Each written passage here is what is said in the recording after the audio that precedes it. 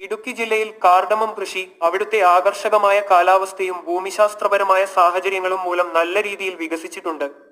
പശ്ചിമഘട്ടത്തിലെ 600 മുതൽ 1500 മീറ്റർ വരെ ഉയരമുള്ള ഇടങ്ങളിൽ 18 മുതൽ 23 ഡിഗ്രി സെൽഷ്യസ് വരെ താപനിലയും വർഷം തോറും 1500 മുതൽ 4000 വരെ മില്ലിമീറ്റർ വരെ ലഭ്യമായ മഴയും കാരണം പ്രീമിയം കർഡമത്തിന്റെ ഗ്ലോബൽ ഹബ്ബായി ഇടുക്കി മാറിയിട്ടുണ്ട്.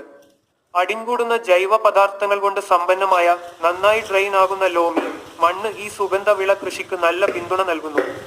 പള്ളക്കുടി, ഞള്ളാനി, തിരുത്താളി തുടങ്ങിയ ഇനങ്ങൾ സാധാരണയായി കൃഷി ചെയ്യപ്പെടുന്നു. കൂടാതെ കൂടുതൽ വിളവ് നൽകുന്ന ഹൈബ്രിഡ് ഇനങ്ങളും.